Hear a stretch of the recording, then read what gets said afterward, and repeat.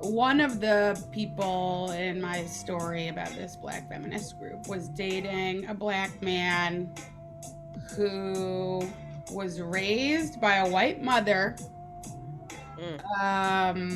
in rural Minnesota. Okay. He didn't stand a chance. Did he have blacks around? No. And his dad. Although they do be there, but I guess maybe on the rural part. True. There are, because I actually, now that I say that, I know someone who fits that same description, but actually grew up in a black community. But anyways. Everyone I know from Minnesota is black. I was going to say, is it Adam? Oh, sorry.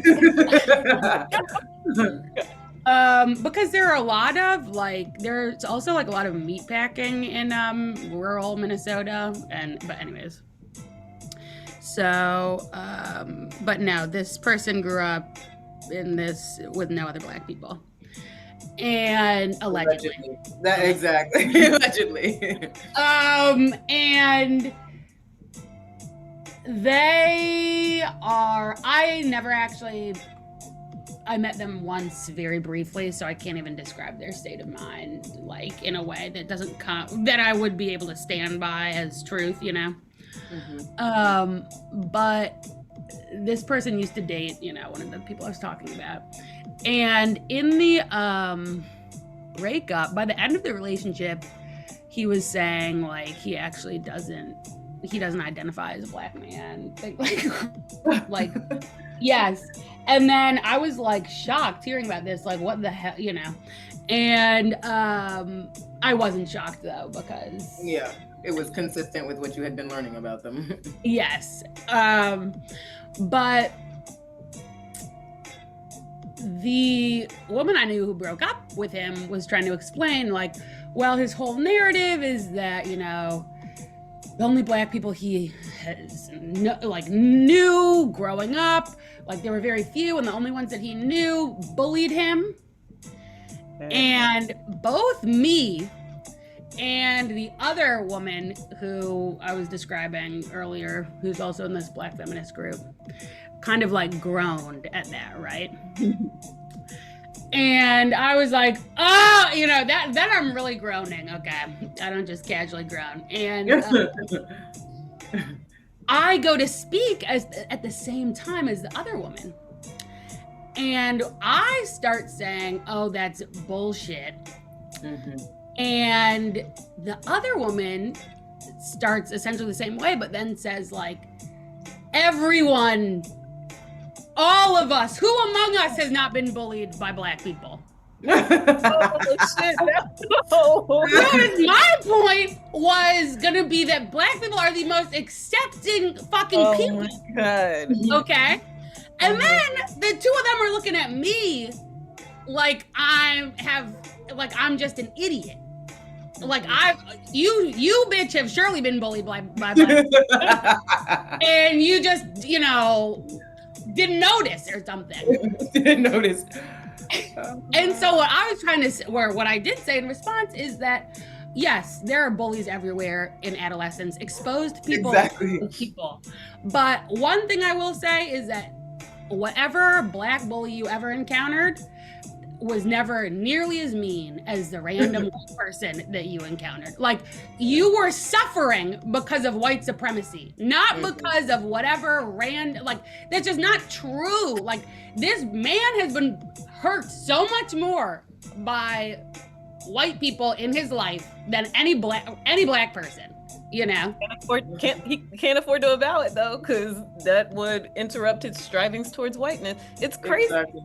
It's like, who are these black people? Like, you know, who are the black people? Like, when black people walk into the room at this place that I'm in, I'm like, oh, thank goodness. But I'm realizing that they're bracing themselves. They're like, oh, and then turning their back and running out the door. Yes.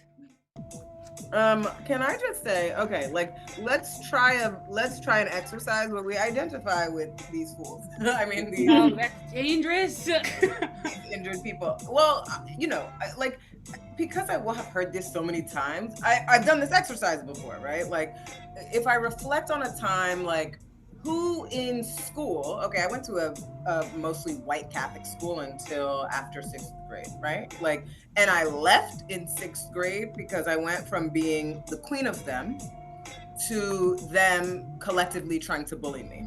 Mm-hmm. Now, the idea that they bullied me is, and this might be because I'm an A, it's like a joke, because at no point was I cowed by their attempts, right? I was like, I taught you what those fucking words mean. How about you kiss my ass, right? Like, because me and this other Black woman would conduct these little Black woman. Black woman. This Black girl. This other Black girl. See, this is just like that book. Well, I'm not getting specifics.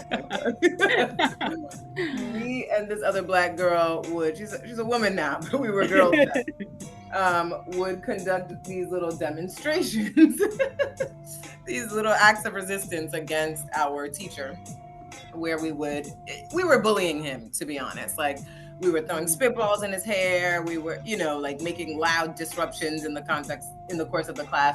And it's because we knew he was so A, anti-Black, and B, so repressed that he had no business leading students to do anything. Like, he was miserable and joyless. And we were like, no, you can't teach us anything if you're miserable, and you cannot teach us math, okay? And then, so we would lead the white students in these little demonstrations, right? It'd be like, okay, when the clock strikes X, drop your textbook on the ground. Everybody drop their textbook on the ground. So then, that happened for some amount of the year. And then the students started acting, I guess showing their ass against the other Black girl because she didn't follow their sensibilities about what a young girl in Catholic school should do. They were lit to play along with her when she was entertaining them, but there was a clear lack of respect. And then there was another respectable Black girl who they also rejected because why? There was no good reason, right? Like, and that's when I said, oh, now I peeped. Like, I basically started testing them to see, like, okay, are you anti-Black, or is it about this girl's this or that? So it's like, okay, this girl's too uncouth for you. But what about this very respectable Black girl? Why do you reject her as well? Mm-hmm. So then I decided, like, okay, you all are anti-Black, and I started rejecting them. And so then they, collectivized, and really just like a 3 of them, but they would get everyone to laugh, tried to come for me. Mm-hmm. And I leave the school the next year. When those are my real bullies, okay? My real and most formative. Exactly. It's like that. I'm getting so upset. But listen, then I went to public school, and there was one like Black girl in public school who was ruling the cafeteria with an iron fist, okay? And she was mean. That was her thing. It was like everybody like walked on eggshells around her because she was mean. Now I was new, so that gave me some cachet, and at some point she was embracing me, and then at some point she, like, even as she was in the course of embracing me, because she's mean, it's like the bullies of cartoons. So it's like, I'll bring you close, but you will always be on your toes because I might at any second publicly humiliate you. Right. So she called me an Oreo. Mm-hmm. And I was like, wait, I'm not gonna, like, do you know the circumstance of racist bullying I just left? I have resolved to not even look in white people's direction, which was quite difficult because I was placed in the class with all white people, right? So I was just like watching the clock all day in class for when I could reconvene with Black people. Mm-hmm. So to hear this, I was like, Oreo? No. You must be talking about that friend I left behind at Catholic school. There was another Black girl who I have not yet referenced her, but I was like, no, that's Oreo. I'm not Oreo. But what I understood eventually, so I felt actually very aggrieved. I said, no, you're misrecognizing me, and she was, but she did still detect something that made her think Oreo. I already said I was in the classes with the all-white students, right? So it's like, there is some, who knows? Could she have seen me leave class with them? Could she have seen, right? Okay, that would give her cause for suspicion. Now I think, again, she was too hasty in her judgments, but it could have been that. It could have been that I was wearing, you know, a denim jacket on denim jeans with a shirt from Old Navy, whereas she might have been wearing a jersey dress. Okay, before I had assimilated to the fashions What is popular among the Black kids at the school, like, you know, I was dressing the way my Haitian mother saw fit to dress us, which, you know, was like on the verge of prep, but it wasn't really prep. It may have been that I over enunciated. I'm also the child of immigrants, and I went to Catholic school where grammar is literally, you know, the organizing policy of the entire institution. So it's like I over enunciate or whatever. That's fair, even though this is the suburbs, so it's like more often than not, that's how most of the people talk. But, you know, in my case in particular, I could see how I do it probably more than the people she was used to. Anyway, these are all signs for her. These are all reasons for her to be wary of potential white identification. That is fair, okay? Given the small world she had moved through up to that juncture, it's a metropolitan area, but it's still small. She's 13 after all. She said, well, most of the Black people I know don't move like that. And when they do, they have white identification. So you are an Oreo, I insist. And again, she's mean. So she's gonna be quick to reject before she can be rejected, right? Like that's what a bully is doing at every turn. But she had an instinct that was not wrong. It may have been misguided by my insistence, but it wasn't wrong. Like, there's a reason why the Black kids who are in, you know, placed in classes with white kids tend to be called Oreos. Like, that's who you know, if we give credence to the things your friends were saying, Catherine, that's who they might have been talking. Like those girls were called Oreos when they were younger by Black people, and that's what they mean by their bullies. They were made to feel like they didn't belong. And unfortunately, they did not grow the capacity for understanding and discernment to know, like, well, something about our persons were giving those Black people reason to be suspicious. And I'm very glad that those Black people, who we may or may not call our bullies, grew a capacity for discernment like that, such that they could move through the world saying, where is white identification? When I see it, I'm turning away from it. I that's okay.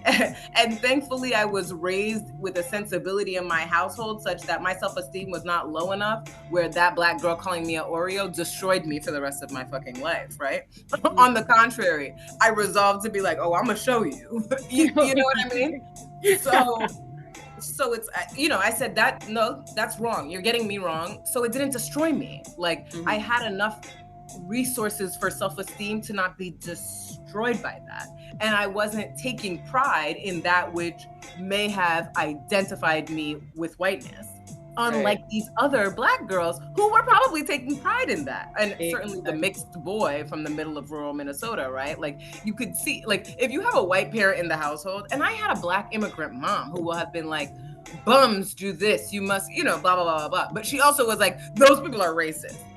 So I will have had to teach her to have a more affirmative vision of Black Americans, given that she was effectively raising Black American daughters, right? Like we will have had to teach her to have a more affirmative view of them, but she did not miss a step on the racism for the most part.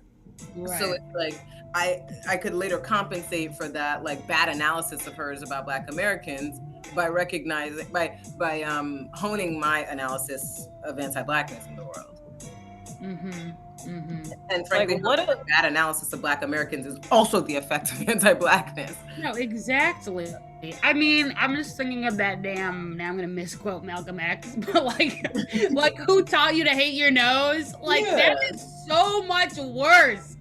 Like that Who taught you to hate your nose and like to stay on that same hateful tip for 30 years? Like, how are you coming to, I mean, I don't know how old these people are, but it's like, so you haven't intervened on that narrative one time since the person called you an Oreo and you felt that's the part that's sad and scary. And when Malcolm is saying that, he's talking about the way that the like shaming of certain noses happens among Black people, but he said, who taught you? Okay, exactly. I see that it landed among Black people, but that's not where they learned it. Exactly. That's not whose standard of beauty and evaluation they have had forced on them and are just, you know, recirculating. And then to extend further this question about like, how is it that they've come to now be this old in their lives and not had that narrative intervened on?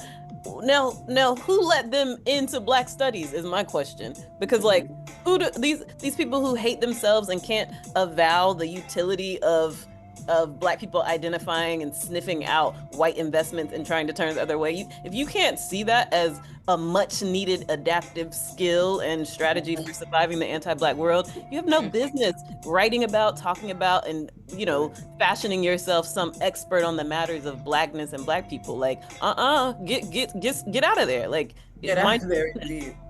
Yeah, and I'm wondering, what was your fucking essay about? You know what I mean? Like, what was your essay about for graduate school if it wasn't about a certain kind of awakening to a Black understanding of the world? Like, yes. What were people writing about? I actually know for a fact some people were writing about being a mixed chick, and they got into the graduate programs. When you first told me that, you remember, I literally gasped. I can't, like, that is so crazy to me.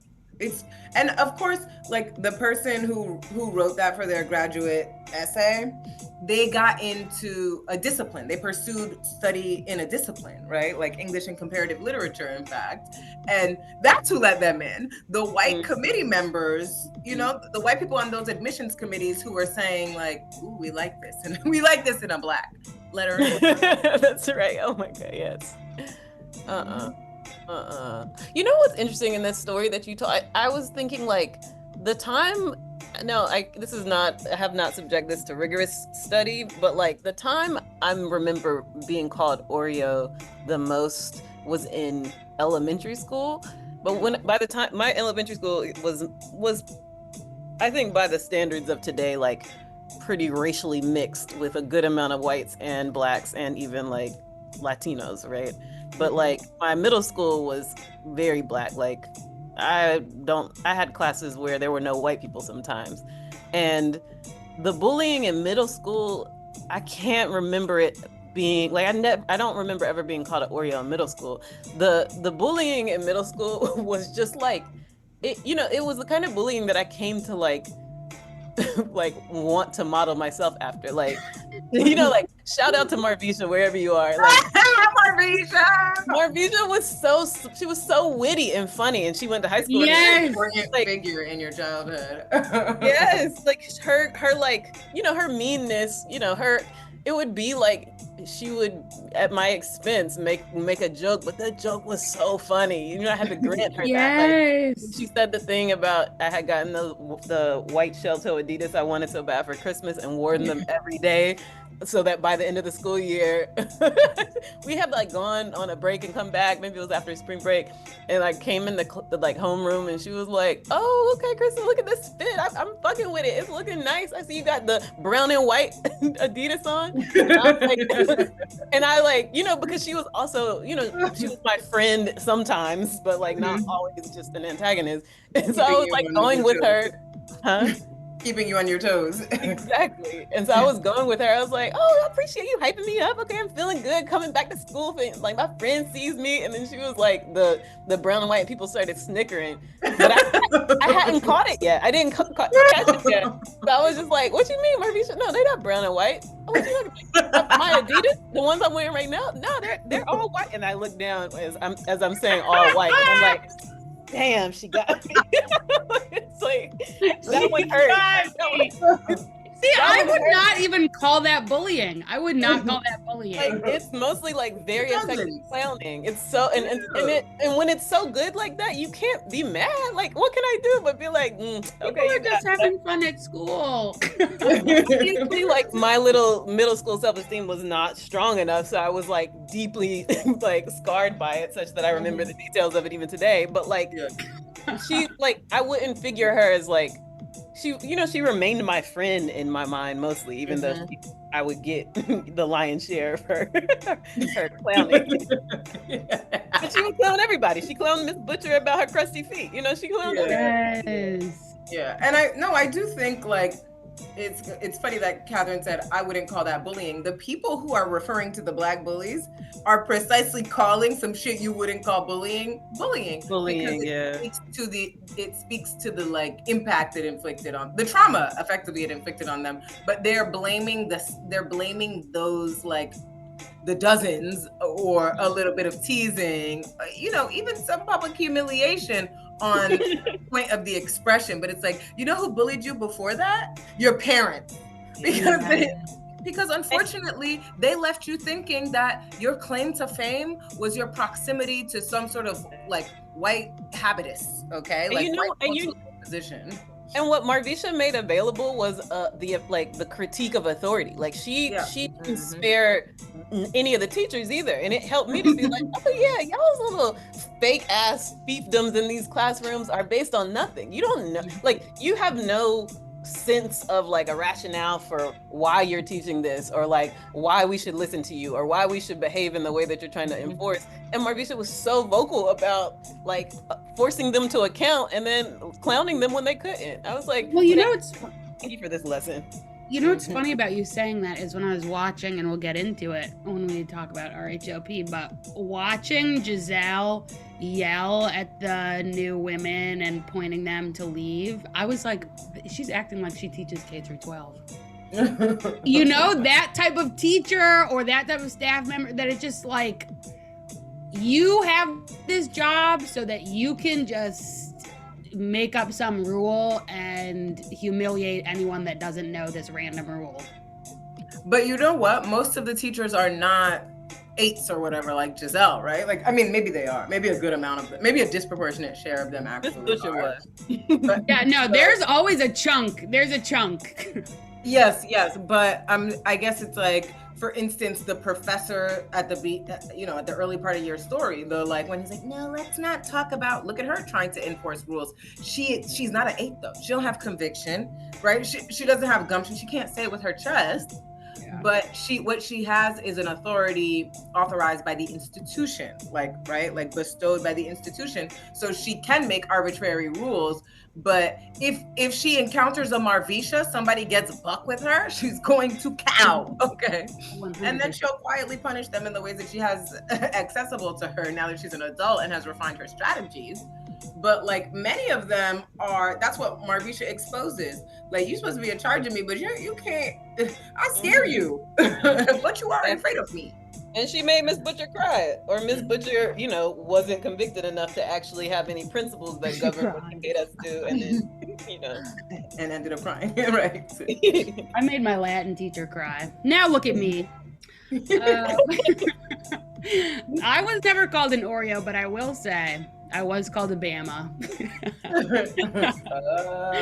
And